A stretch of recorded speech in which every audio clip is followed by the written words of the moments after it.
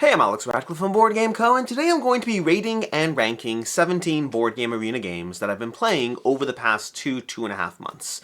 You see, I started doing something a few months ago where a few times a week I pick a random game, often something new on BGA, usually something shorter and easier to learn, and then I either go through the tutorial. In most cases, BoardGameArena does have some fantastic tutorials that really make it easy to learn a game, and in other cases I read the rulebook because they don't always have a tutorial and I figure it's easy enough. These are kind of just extra side distractions for me. Instead of browsing Facebook when I need a little bit of a distraction for whatever task I'm doing, I'm like, hey, I'll pick up and learn a new game on BoardGameArena and then play it and see my thoughts on it. Which is nice, by the way, because I've discovered a few real gems from doing this. I've also discovered a whole lot of games that I just don't feel the need to play again, and they're not even like review homework that I have, it's just me picking up extra games to go ahead and dive into it. And so today, I'm going to be going over 17 of these games. I think it was 17 if I counted the tabs in my browser correctly. 17 of these games that I kind of want to go ahead and do a bit of a roundup here. These are not, by the way, including games that are either games that you can expect to see review copies on the channel, or alternatively games that I play on a regular basis on BGA. These are specifically the new to me dabbling in games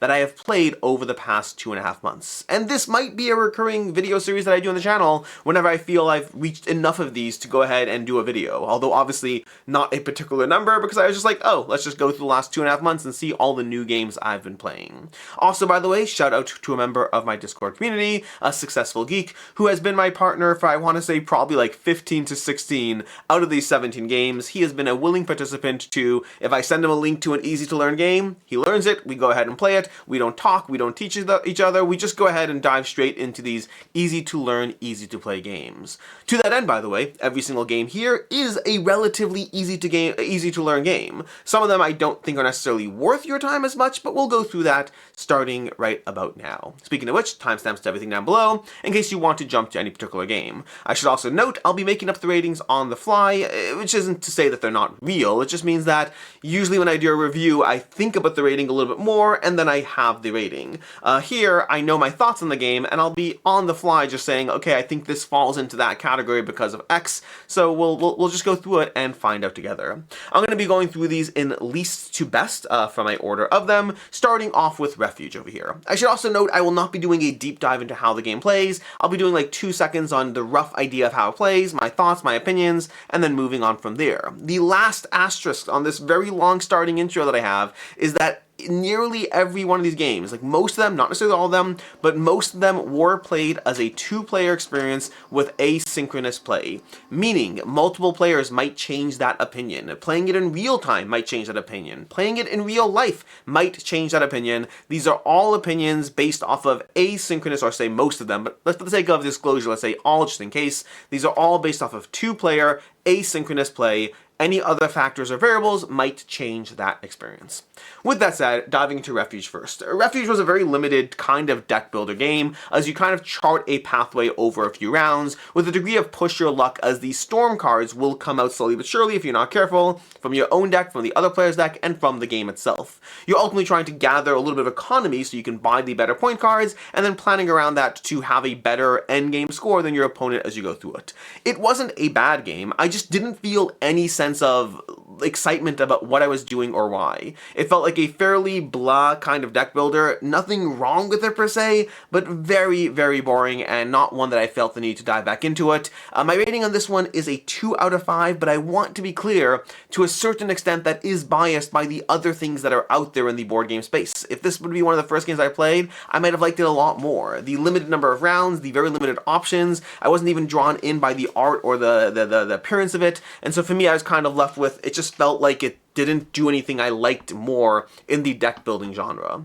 Moving on from there, we have Dig Up Adventure. Dig Up Adventure was an interesting one that there were elements that I kind of liked about it, but ultimately I think it was a little bit too luck-based and a little bit too drawn out for me to enjoy the game. The ultimate premise of it is that you're trying to gather these gems and put them into this 3x3 grid, and you're trying to have the right numbers in the right spots, and ideally your preferred color gems in those right spots. On your turn, you're going to play cards. There are often a lot of action cards that let You do things like messing with your opponent's cards, grabbing cards in the discard pile, stuff like that. And overall, the game was just too long for any experience that I wanted out of it. So I kind of had a little bit of fun with like the actual placement of the cards, but it just felt way too drawn out, way too luck-based, and not one that I enjoyed enough. I'm coming in at a 2.5 out of 5. Then we have Garden Rush, and this one is an interesting one because I wasn't sure where to place this one because I can make the argument that it should be on the end of the list. Because this one, honestly, I didn't even bother finishing versus the other ones I did finish. I should also note, by the way, that as for most of these games, if I didn't love it, I played it once. As we get to the end of this, there are a bunch of games I played multiple times, especially the ones I liked more. But Garden Rush is one that I didn't even finish. I got probably halfway through the game and I was like, this just feels way too long. This one, more so than others, I wonder if real-time play might have made it a better experience, but the asynchronous play of it definitely felt it was even more drawn out as far as what I was doing and any sense of reward of what I was doing. Ultimately in the game, what you're doing is you're gathering these tiles over here, you're pulling these tiles from a center row onto your personal board in order to create patterns and then score those patterns. The advanced mode has you utilizing tools. Well, there's some basic tools on your board. The advanced mode has even more tools that will be coming from the bag, and those will give you ways to do other things. Ultimately, I didn't feel any sense of excitement going through this one. It really should probably be low. The tricky part, the reason it's higher than Dig Up is the premise of this one I found more intriguing, but it was more drawn out than Dig Up. So I'm not entirely sure where to place this one because I theoretically liked the color palette more, the sense of decisions you're making more, but I think Dig Up felt a little, it's hard to know where to put this one. I'm going to be coming in at a 2.5 out of 5 as well, even though yes, I finished the other one because it was shorter. This one felt too long for what it was, and I do think that real-time engagement in this game would make it a better experience, which is particularly why I have this a few slots up, even though it's literally the only one on this entire list that I didn't even finish playing. Then we have Kado. Or Kado, I'm not entirely sure. I think the newest version of this game is published by Pandasaurus, and this is a gift-giving and guessing kind of game. Ultimately, you're creating a 3x4 grid in your personal tableau. Come to thoughts in a second, but when you place cards down, you're kind of giving choices to whether take a card or offer it to your opponent, and the opponent guesses an element, either the color or type of your gift, they have the opportunity to steal. And so they're looking at your board trying to think through what is likely a thing that you would have taken. Do you want green cards? Do you want teddy bears? Like, what is it you want? And they can make an informed guess over that, so the degree of trying to avoid that through clever placement.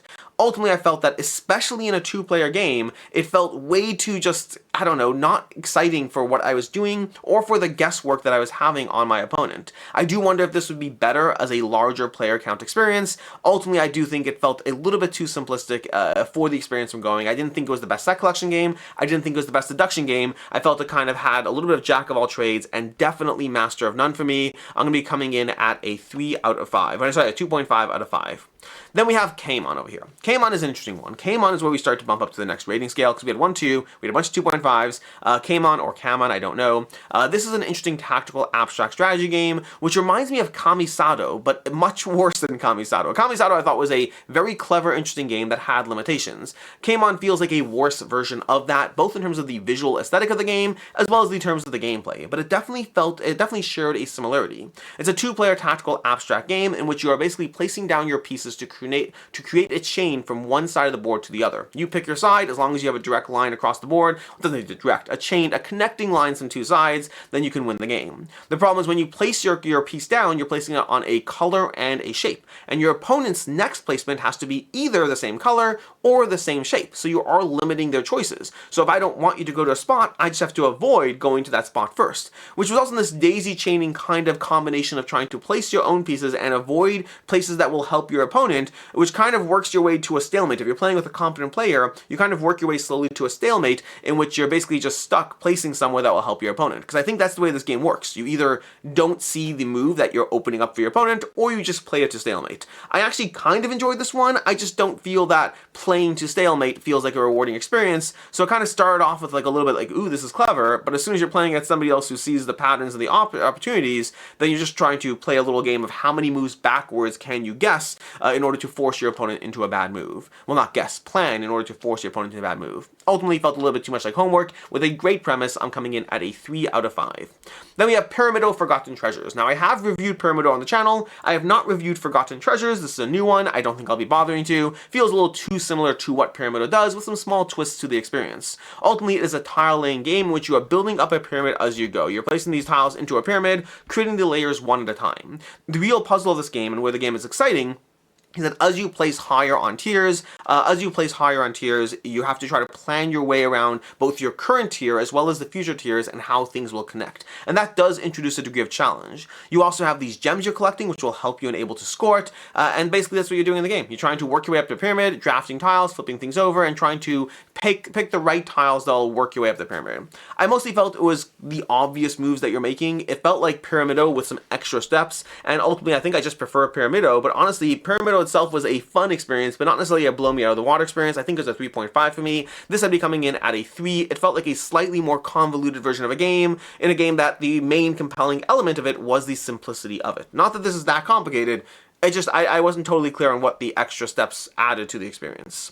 Then we have over here Chemical Overload. Now this again is another tricky one over here. Chemical Overload is a game that I actually enjoyed, but it outstayed its welcome. It was a too drawn out experience, and one that wasn't good enough to be worth that drawn outness of the experience. This is basically a deck building game where you're trying to buy various flasks in order to prep potions into those flasks. So you're trying to get these ingredients, trying to buy flasks, prep potions, and then trying to cash in on those potions, which are a variable pool of which cards are in play, similar to games like Dominion or whatnot, where you have different markets of opportunities as to what the game construct is going to look like. All of that was great. The art was great. The general premise of it was great. I just felt it was way too slow and dragged on a little too much. Too often you had these dead turns or not rewarding turns in a way that kind of had the flavor and feel of a game like Dominion, but just in an overall worse experience. I'll be coming in at a 3.5 out of 5 on this one. I still enjoyed it. It just really was more drawn out. So we are bumping up to the next level of rating now at this point, where, I mean, I think, assuming I put them in the right order.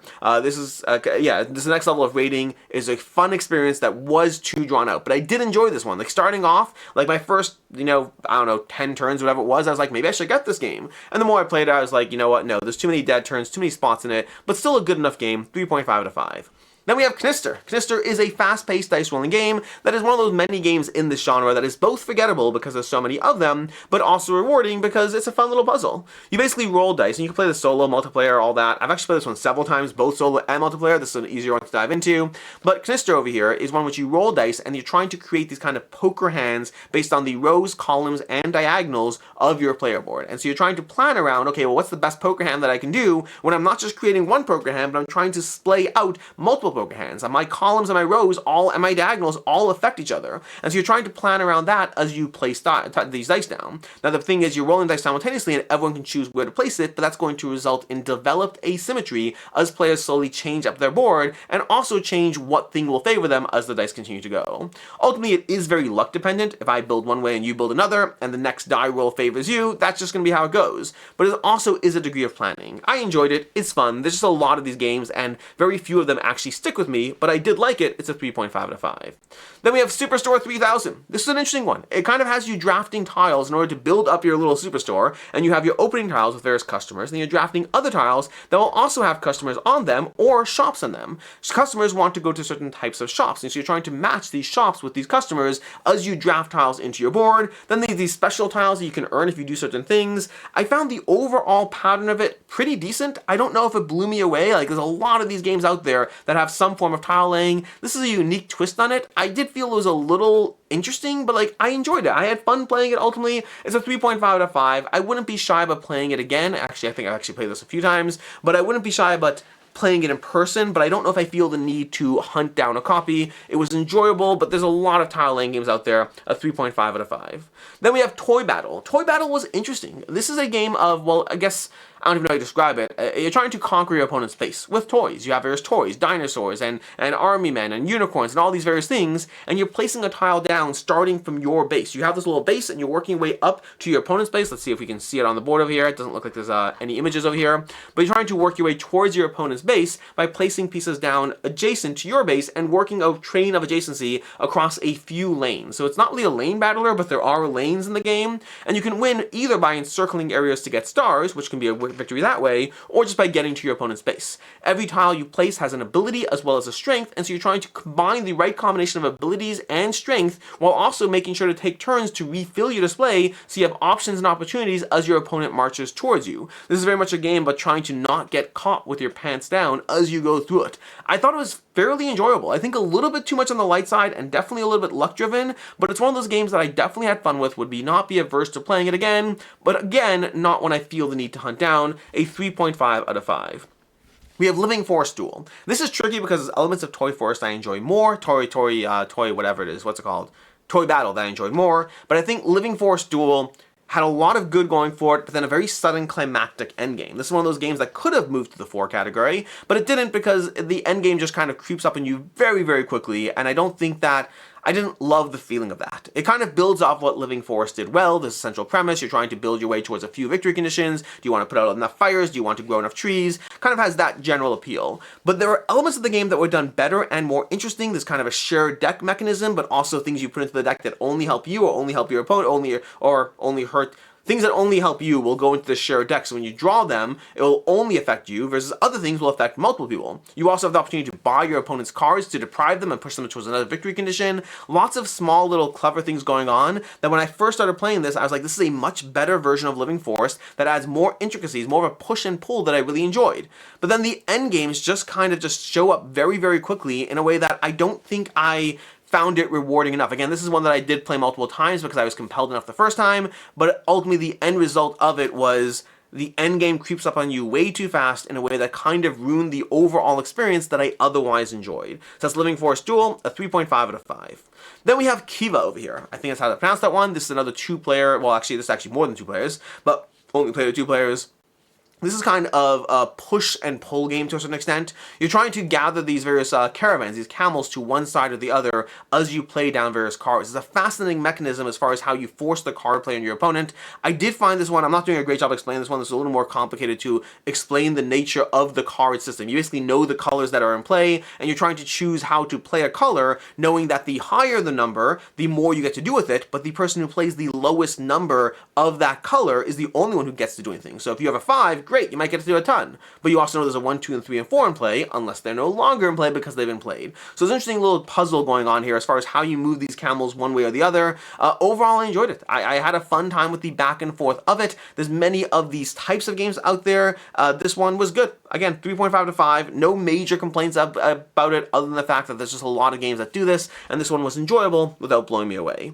Then we have Game Logic, or just Logic over here. This is one I actually do plan on picking up a physical copy whenever I can figure out how to do so, because right now I can only find this one internationally. This is basically just a logic puzzle. If you enjoy games like Turing Machine, you may well enjoy this. Playing it on BoardGameArena has an interesting time mechanism to it, but you could play it slowly and take your time and just enjoy the process of figuring out a puzzle, or you can try to like beat other people's times. So I don't actually know much about how the physical version is going to be different. All this really is a sequence of logic puzzles. There's 3 different games, each with their own unique way that the logic is structured, and then you're given certain clues. You're like, oh, well, these people are not on the same floor as that people. There's only 1 person on this floor. There's 3 people on that floor. How do you construct everything in a way that satisfies that puzzle, and then check for the solution? So I imagine the physical version is similar to games like Rush Hour, where there's a problem and a solution. Ultimately, I enjoyed that problem. I enjoyed that logic puzzle. It's one that I'm going to give it a 3.5 with the caveat that this one could be higher or lower. It's very tricky because of the nature of the logic puzzle and playing a logic puzzle on BoardGameArena,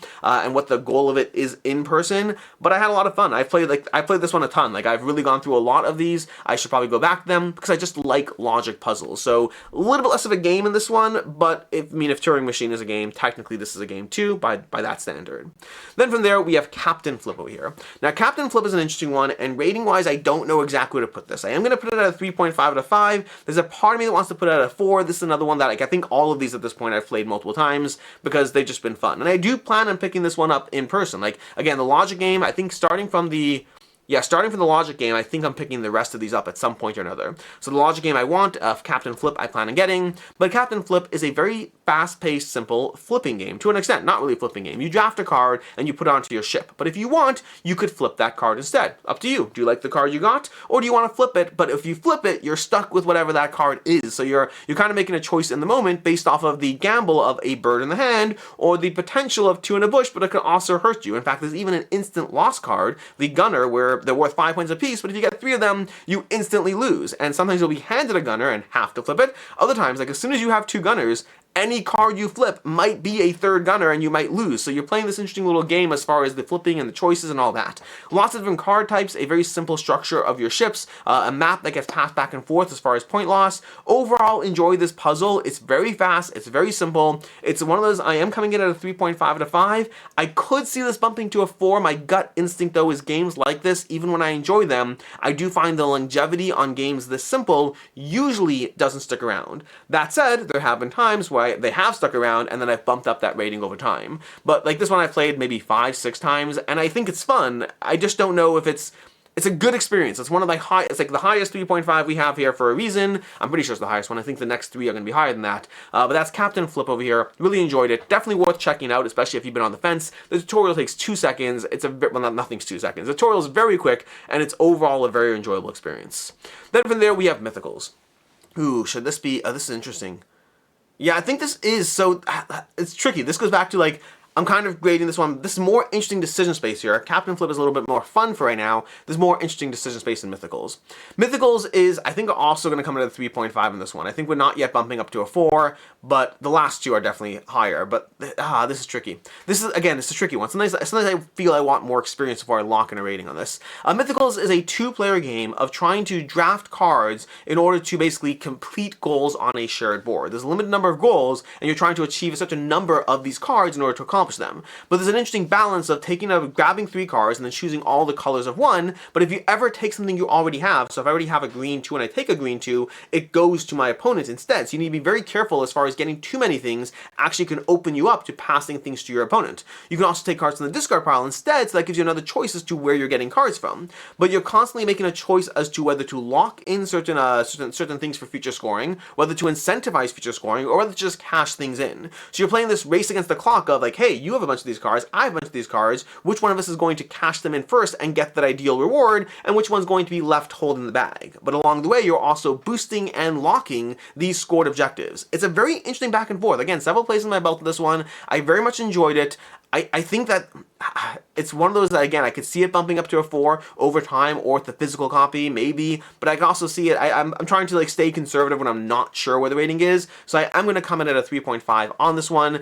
More plays could bump that one up, but I did enjoy it, definitely worth checking out. Then we have the Architects of Amytis. This one I'm coming in at a 4. I'll just be like straight, this is a 4. I really enjoyed this one. I do want to pick it up with the caveat that I am concerned whether the simplicity and automatic scoring on BoardGameArena might make this better than in person. This is the kind of game that, even though I do want to pick it up, I can see myself playing it in person and then thinking it actually goes down half a point because BGA makes it so easy to automatically calculate everything. The basic principle is you have your little grid and you're drafting various tiles by placing workers onto a grid. It's a 2-player worker placement sort of game. Ultimately it is worker placement as you draft various tiles, and then each tile has a scoring ability as you place it down. Maybe it wants you to have, the score points for the number of stacks of equal size, score points for the number of different colors, score points for the number of workers you have. There's all these different things you're doing when you draft a tile. Meanwhile, you're also trying to use those tiles to fulfill certain goals as far as the patterns. Like if you have, a 2 greens and a pink, and there's a 3x3 grid, so the patterns can be more than just a line, but you have these interesting patterns you're trying to complete while you draft tiles, while you try to also lock in for endgame scoring opportunities that will give you even more points for the way you build your grid. So everything you do is trying to be mindful of 3 different objectives. The only thing, again, ultimately I really like this. I've played it several times. I would happily play it again. It's a good, fun experience that is very fast-paced, easy to play, has a degree of variability with the different structures you have in play, and overall just a good time. Biggest caveat and concern is I do wonder and worry that the endgame scoring, that the in-game scoring might be more tedious than I'd like in real life if I'm playing it in person. So it has the caveat that I am giving it a 4, but this one, sometimes I'm like, maybe the rating would be higher in real life. This one I'm like, maybe the rating would be lower in real life. And then coming in lastly, we have Leaders. Now Leaders, I've gotten a whole bunch of plays under my belt. In fact, it looks like Successful is supposed to be accepting his next game over here. Oh, you can't see it. If I scroll down over here, we have this Discord member over here supposed to be accepting that last game. But Leaders over here is one that I really enjoyed. Like, really enjoyed. I've played this a bunch. I'm happy to keep playing it. I should note some of these games are in beta, so you may not even have the opportunity to see them yet if you don't have enough plays under your belt and all that. But Leaders is one that I've really enjoyed. I immediately, after game 1, I went to go find a copy to buy, and I can't find this. This doesn't exist as far as I can see. I'm waiting for it to exist in a physical form that I can actually buy because I really like this. Now again, caveats to multiple cases. I think I've played it like 4 times, 5 times, something like that. Not a crazy amount, but I have enjoyed it. I have played it a bunch. I have not played it in person. I don't know if that makes my experience lesser, but online, it's very much an abstract game with variable tokens. So if you play games like Santorini, where it's an abstract puzzle with different abilities, this is that, but almost on steroids in at least one aspect of it. You're basically on a grid where you're trying to capture your opponent's leader. Your leaders are fairly basic, like a king. They can only move 1 space on this fairly large grid. If you play games like Abalone, it's kind of like that style grid. And then every turn, you're drafting a new unit type into your army, into your structure. So every turn, you're like, ooh, I want that guy who does this ability. And the thing is, as you add people, every turn you get to move everyone on your grid. So it starts escalating very quickly, and you're trying to get 2 of your units adjacent to your opponent's leader. And that could include leader to leader. As soon as you do that, you win. And so do you want the archer that counts as being next to from a space away? Do you want the one that goes 2 lines in a straight line? Do you want the one that shoots across the board, that blocks your opponent, that teleports anyone on the board but not touching your opponent's leader? There's a lot of these different abilities that are in play, and the asymmetric, the developed asymmetry that happens as players draft different abilities really makes it a fascinating tactical abstract game that I really, really enjoyed. Like, this to me is easily my favorite BGA experiment game that I've played so far. I'm coming in at a 4.5 out of 5 on this one, with the caveat that, again, if I play it in person, will I like it as much? Will the tokens not be as... I don't know. But based on my BGA plays, this is one of those BGA games that I'm going to constantly be going back to because it's such a satisfying, clean, easy to table, easy to play, abstract experience with developed asymmetry that really forces a puzzle. The one mini caveat I have around it, as I mentioned Abalone earlier, is Abalone is a game I used to love, and then the more I played Abalone, the more I realized that the best way to play Abalone is very defensively, and that very quickly turns into a boring experience once you have 2 experienced players. Abalone was great when you're playing with people who are learning and iterating around the game, and then once you get experienced at it, it kind of slows down to a crawl that becomes less satisfying. That possibility definitely exists in like Leaders. I don't know yet. I think the strong asymmetry makes it less likely that you're going to find yourself in those situations. So right now, 4.5 out of 5, based on my current plays of it. Anything can change, just the way ratings work, but at least right now, very strongly enjoyed, definitely recommend it, and this one, more so than the rest, like this one, if I hunt down a copy, there will be another physical review of this one. That and Architects of Amytis, those are 2 I think that you can get. There's a decent chance you'll see a physical review copy, well, a physical game review at some point, but right now it's just based on my BoardGameArena plays. And that's it. These are my 17, if I counted it right, my 17 BoardGameArena experiment games that I've played over the last 2 months or so. I'll be back with another one of these videos at some point, and I might do another video on just the general BGA games I play. Like, I'd probably play like 40, 50 BGA games a month, something in that range, and I get a lot of plays in of old favorites, repeat games that I enjoy, that I know that are quick to throw up. These are not those. These are specifically the experiments I've been dabbling in over the past 2.5 months. Anyways, I hope you found this helpful in some way. If you found a new game you can go ahead and try out, keep in mind, basically everything I showed here has either a easy-to-learn rulebook or a fairly easy-to-learn tutorial, making these great games if you just want to dive in and see for yourself whether you enjoy them. If anything I said caught your attention about any games, whether the ones I liked or the ones I didn't like, these are pretty easy to just go ahead and try one out yourself and see if it's a game that you enjoy or don't enjoy as well. In any case, and until next time, I'm Alex Radcliffe from Board Game Co. I hope you found this helpful, and as always, I hope you have a good one.